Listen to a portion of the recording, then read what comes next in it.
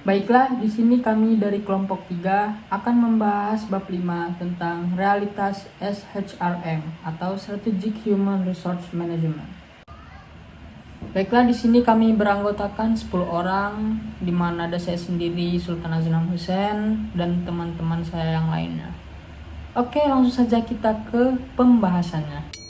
Kita masuk ke realitas MSDM strategis atau SHRM. Yang telah berkembang biak selama bertahun-tahun adalah bahwa hal ini tetap berlalu mementingkan kepentingan bisnis dan para pemegang saham. Namun, hal ini juga merupakan konstruksi akademis yang tampaknya membuat para praktisi menjadi dingin. Lalu, poin penting yang perlu diperhatikan mengenai realitas manajemen sumber daya manusia atau Strategic Human Resource Management itu untuk memfokuskan pada kepentingan bisnis dan pemegang saham. Memang, MSDM strategis seringkali menekankan pada bagaimana pengelolaan SDM dapat berkontribusi pada pencapaian tujuan bisnis dan peningkatan nilai pemegang saham. Hal ini wajar, mengingat perusahaan beroperasi dalam lingkungan yang kompetitif dan harus menghasilkan keuntungan. Dasar pemikiran SHRM adalah keuntungan yang dirasakan dari adanya dasar yang disepakati dan dipahami untuk mengembangkan dan menerapkan pendekatan manajemen sumber daya manusia yang memperhitungkan rencana dan prioritas perusahaan dan konteks yang terus berubah di mana organisasi beroperasi. MSDM strategis adalah sebuah konsep yang penting secara akademis tetapi kurang penting dalam praktisnya. Hal ini hanya menjadi nyata ketika para ahli manajemen sumber daya manusia dan manajer lini bersama-sama mempraktikkan strategi sumber daya yang membahas keutuhan dan masalah yang dihadapi organisasi mereka. Keterbatasan SHRM seperti yang telah dikatakan oleh Armstrong dan Brown 2018, masalah mendasar dengan SHRM terlalu mementingkan satu pemangku kepentingan, memenuhi kebutuhan para pemegang saham dan pemimpin bisnis, dan kurang memperhatikan kepentingan para pemangku kepentingan lainnya, terutama karyawan. SHRM mungkin dapat memberikan keuntungan perusahaan, namun juga dapat memberikan kerugian karyawan, terutama jika karyawan dipandang sebagai komoditas. Cascio 2025 berpendapat bahwa dalam penelitian SHRM, kinerja organisasi terkadang hanya dilihat dari segi hasil operasional, produktivitas, kualitas, layanan, inovasi, dan hasil keuangan secara keseluruhan. Namun seperti yang ditekankan oleh Beer et al. 1984, kinerja harus dibingkai secara lebih luas untuk mencakup pemenuhan tanggung jawab etis dan sosial perusahaan, termasuk kepuasan kerja, demokrasi, industri, dan keadilan distributif. Selanjutnya, kebijakan-kebijakan MSDM memang harus dipengaruhi oleh berbagai pemangku kepentingan, seperti pemegang saham, manajemen, karyawan, masyarakat, serta pemerintah.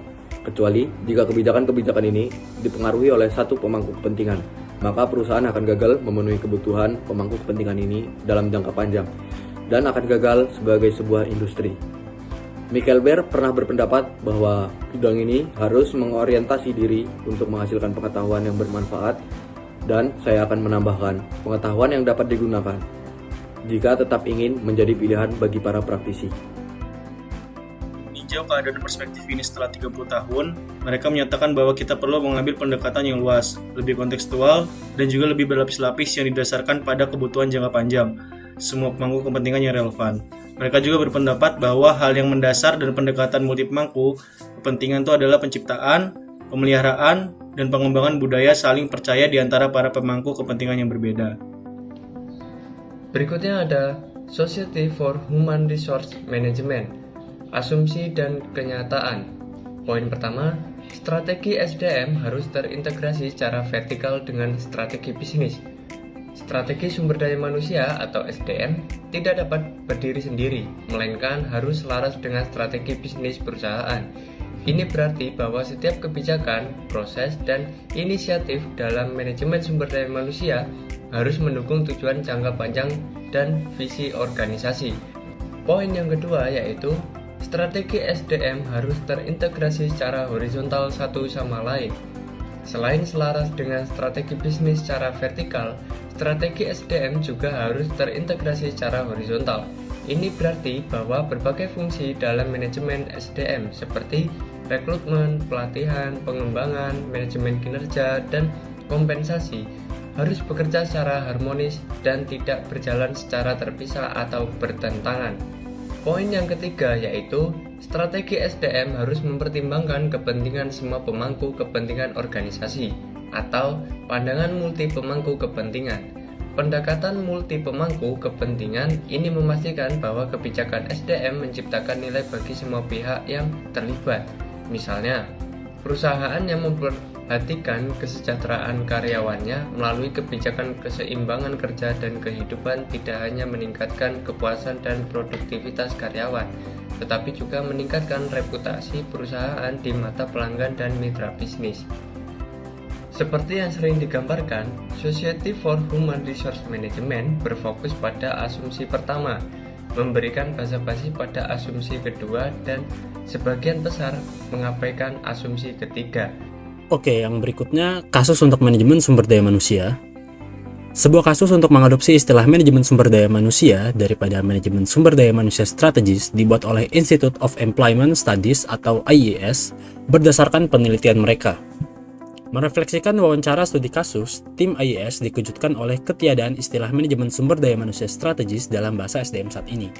Memang meskipun fungsi ini biasa menyebut dirinya HR dan seringkali ingin menjadi lebih strategis dalam orientasinya, fungsi ini cenderung tidak banyak berbicara tentang manajemen sumber daya manusia ataupun manajemen sumber daya. Meskipun perpaduan istilah agak membingungkan ini membantu para akademisi untuk mendefinisikan dan mempelajari konsep dan fungsi SDM untuk menarik pengakuan yang mereka cari, istilah yang mungkin tidak terlalu banyak jargon dan tidak terlalu mengasingkan, yaitu manajemen sumber daya manusia, tampaknya mulai muncul kembali dan dapat diterapkan baik di tingkat strategis maupun praktik manajemen. Gagasan tentang strategi sumber daya manusia memberikan pandangan lebih luas tentang cara-cara pengelolaan sumber daya manusia dalam organisasi dibandingkan dengan HRM strategis. Baik, selanjutnya saya akan membahas poin-poin pembelajaran utama yang kita dapatkan dari bab 5 ini. Pertama, dasar pemikiran untuk strategic human resource management. Dasar pemikiran untuk strategic human resource management adalah keuntungan yang dirasakan dari memiliki dasar yang disepakati dan dipahami untuk mengembangkan dan menerapkan pendekatan manajemen sumber daya manusia yang memperhitungkan rencana dan prioritas perusahaan dan konteks yang berubah-ubah di mana organisasi beroperasi. Selanjutnya, masalah dengan strategic human resource management. Sebuah tinjauan literatur tentang strategic human resource management oleh Armstrong dan Brown pada tahun 2018 meninggalkan kesan bahwa strategic human resource management ini lebih merupakan sebuah konstruk dalam arti teori subjektif yang mengandung berbagai elemen konseptual daripada deskripsi realitas, perumusan, dan implementasi strategi dalam organisasi. MSDM strategis adalah sebuah konsep yang penting secara akademis, namun kurang penting secara praktis. Konsep ini pada dasarnya bersifat konseptual. Masalah mendasar dari strategic human resource management ini adalah bahwa strategic human resource management ini terlalu mementingkan kepentingan suatu kelompok pemangku kepentingan, memenuhi kebutuhan para pemegang saham dan pemimpin bisnis, dan kurang memperhatikan pemangku kepentingan lainnya. Selanjutnya, manajemen sumber daya manusia. Manajemen sumber daya manusia strategis semakin sering digunakan sebagai alternatif dari manajemen sumber daya manusia. Namun ini seharusnya berarti lebih dari sekedar yang lebih dapat diterima. Tujuan mendasar dari manajemen sumber daya manusia adalah untuk memastikan bahwa organisasi memiliki orang-orang yang berpengetahuan, terampil, terlibat, dan juga produktif. Selain itu, manajemen sumber daya manusia bertujuan untuk mencapai keseimbangan antara kebutuhan karyawan dan kebutuhan para pemangku kepentingan lainnya, dengan mengupayakan kebijakan ketenaga kerjaan yang sah secara sosial dan menghasilkan manfaat bagi karyawan dan perusahaan. Gagasan manajemen sumber daya manusia yang strategis ini memberikan pandangan yang lebih luas mengenai cara-cara pengelolaan sumber daya manusia dalam organisasi dibandingkan dengan manajemen sumber daya manusia strategis.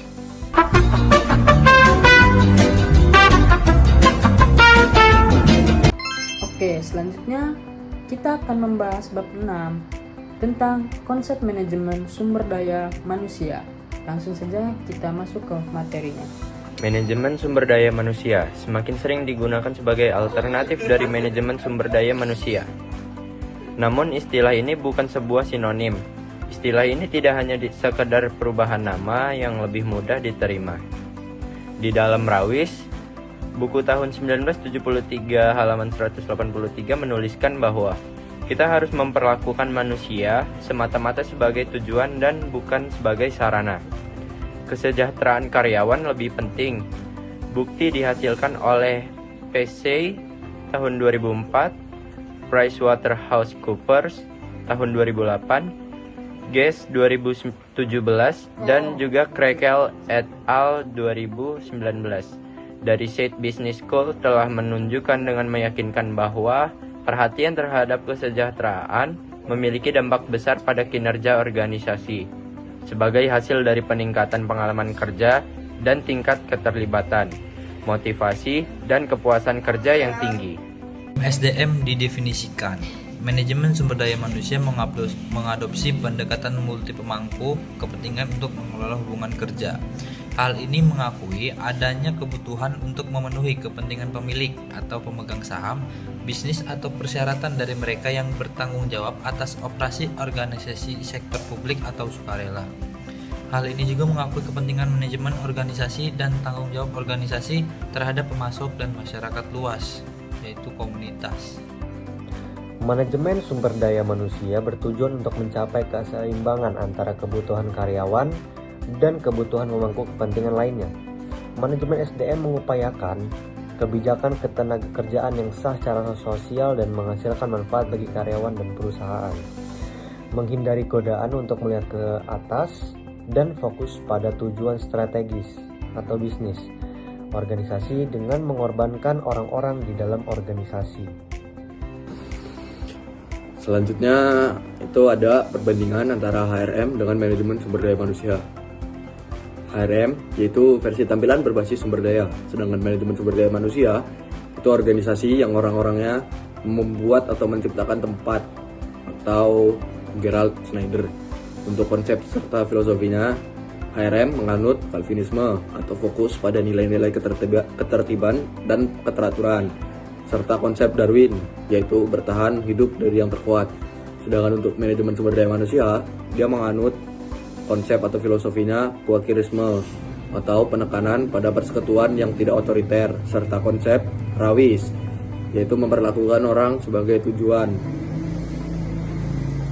Sedangkan untuk kepemilikannya, HRM dimiliki oleh pemegang saham atau senior, serta digerakkan oleh manajemen karyawan yang dianggap sebagai faktor-faktor produksi. Untuk kepemilikan manajemen sumber daya manusia, itu dia ada berbagai pemangku kepentingan dengan karyawan sebagai kuncinya yang fokus pada kesejahteraan karyawan. Untuk pendekatannya, HRM melakukan pendekatan dengan tren dan cita rasa bulan ini. Untuk manajemen sumber daya manusia, pendekatannya melalui berbasis bukti. Oke, perbandingan selanjutnya antara HRM dan manajemen sumber daya manusia itu pada aspek pekerjaan hubungan, itu ada perspektif kesatuan, ketenagakerjaan yang sah, kontrak, kepatuhan, penghentian pengakuan, fokus pada pengelolaan keragaman, konsultasi bersama secara formal, dan juga proses. Sedangkan pada sumber daya manusia itu ada perspektif pluralis, kontrak psikologis, sukarelawan, kemitraan, atau keuntungan bersama, fokus pada inklusi dan keragaman, pentingnya melekat pada semua bentuk-bentuk suara karyawan. Dan pada aspek pekerjaan itu, pada HRM, itu ada intensifikasi kerja mekanistik. Sedangkan di sumber daya manusia itu ada penekanan pada kualitas pekerjaan kerja yang fleksibel. Dan pada aspek pembelajaran dan pengembangan, itu di HRM ada pelatihan sistematis, organisasi pembelajaran, dan e-learning. Sedangkan pada sumber daya manusia, itu ada tempat kerja atau pengalaman, pembelajaran yang dikelola sendiri atau dikelola masyarakat, dan juga pembelajaran organisasi dan juga pembelajaran campuran. Pada aspek selanjutnya yaitu bakat manajemen, ada beli talenta terbaik dan memenangkan perang bakat, pendekatan eksklusif, dan juga meritokrasi yang elitis. pada sumber daya manusia, kembangkan bakat setiap orang, pendekatan inklusif, dan juga kembangkan bakat Anda sendiri atau bakat di permintaan. Pada aspek selanjutnya yaitu kinerja penekanan. Ada keuangan individu pada HRM dan juga kartu skor berimbang kolektif pada sumber daya manusia. Kemudian ada penghargaan dan insentif. Pada HRM itu ada penekanan finansial dan juga sangat berbeda kinerja individu, gaji, dan bonus. Sedangkan pada sumber daya manusia itu ada total penghargaan dan pengakuan dan juga dibagikan secara lebih luas bagi hasil. Berikutnya ada manajemen sumber daya manusia yang strategis. Manajemen sumber daya manusia yang strategis berkaitan dengan pengembangan pendekatan-pendekatan pengelolaan orang-orang dalam suatu organisasi untuk memenuhi kepentingan dan kebutuhan semua pemangku kepentingannya saat ini dan di masa yang akan datang. Manajemen sumber daya manusia atau SDM yang strategis berfokus pada pengelolaan SDM sebagai aset utama organisasi yang selaras dengan visi, misi, dan tujuan bisnis. Pendekatan ini tidak hanya mencakup rekrutmen dan pelatihan, tetapi juga perencanaan tenaga kerja, pengembangan kompetensi, dan retensi karyawan untuk memastikan keberlanjutan dan daya saing organisasi dalam jangka panjang. Baik, selanjutnya itu kesimpulan. Konsep manajemen sumber daya manusia strategis ini dibangun atas ide-ide yang terkandung dalam konsep MSDM strategis. Namun, konsep ini memberikan pandangan yang lebih luas mengenai cara-cara memperlakukan karyawan. Prinsip utama manajemen sumber daya manusia strategis ini adalah kebutuhan akan kesesuaian strategi, pendekatan multi pemangku kepentingan, dan seperti yang diusulkan oleh Walton beberapa waktu yang lalu, prinsip utama manajemen sumber daya manusia strategis ini yaitu ada pengembangan kapasitas manusia, pertumbuhan dan keamanan, integrasi sosial, hak-hak dan representasi, relevansi sosial kerjaan, lingkungan kerja yang aman dan sehat, keseimbangan antara kehidupan kerja dan kehidupan pribadi, serta imbalan yang memadai dan adil. Namun, karakteristik mendasar dari manajemen sumber daya manusia ini adalah bahwa manajemen ini mengadopsi pendekatan pragmatis baik dalam pengembangan maupun implementasi strategi sumber daya manusia.